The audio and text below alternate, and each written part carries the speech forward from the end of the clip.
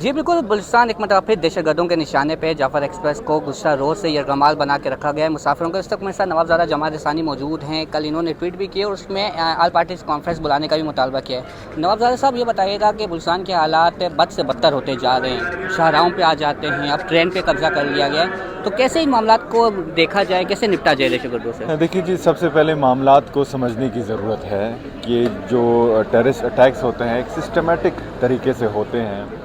پہلے دھرنے دیتے ہیں، دھرنے کے بعد کچھ 3-4 ایسے واقعات ہوئے ہیں جس میں پہلے دھرنے ہوئے ہیں، روڈز بلاک ہوئے ہیں اور پھر جا کے ٹیررسٹ اٹیکس ہوئے ہیں۔ تو یہ جو ریسنٹ جعفر ایکسپریس والا انفارچونیٹ انسیڈنٹ ہوا، یہ بھی ایک ایسا ہے کہ جدھر انٹرنیشنل میڈیا، خاص طور پر ہمارے نیبرنگ کنٹریز نے بہت اس کو اچھالا ہے اور سوشل میڈیا سائٹس پہ اس کو بہت جو BLA کے طرف سے جو اقدامات ہوئے ہیں ان کو گلوریفائی کرنے کی کوشش کی ہے۔ تو ہمیں سمجھنا چاہیے کہ یہ ایک بیرونی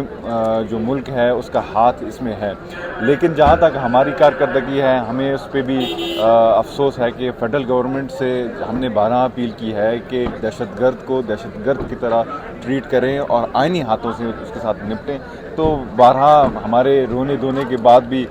کچھ ٹھوس اقدامات انہوں نے اٹھائے نہیں ہیں، اور یہی جو کل کے جو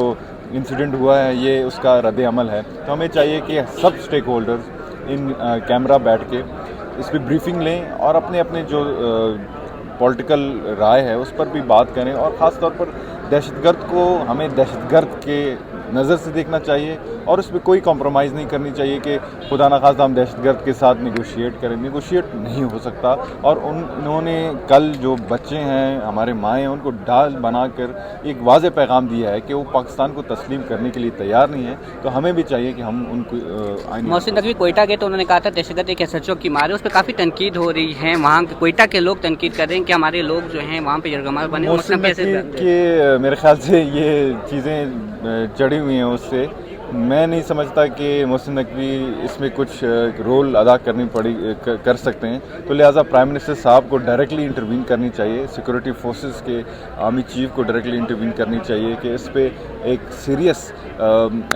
کمیٹی بھی بنائیں، بریفنگ بھی ہو، اور اس پہ ایک پالیسی بنائیں کہ اگر BLA تھریٹ ہے نیشنل سیکورٹی کو تو کیسے ہم اس کو ڈیل کریں گے، کیونکہ یہ اگر ہم جائیں گے ادھر بڑے بڑے باتیں کریں گے اور رزلٹ زیرو ہوگا تو میں سمجھتا ہوں کہ ہم بلوچستان کو اور آگ میں دکھیے۔ اقسام پیپلز پارٹی KP کی مخدوش صورتحال پہ صوبائی حکومت کو ذمہ دار ٹھہراتی ہے، لیکن بلوچستان میں ضیاء وزیر اعلیٰ ہے، تو اس حوالے سے پیپلز پارٹی جو ہے اس طرح موقف اختیار نہیں کر سکتی ہے، کیا وجہ ہے؟ دیکھیے جی،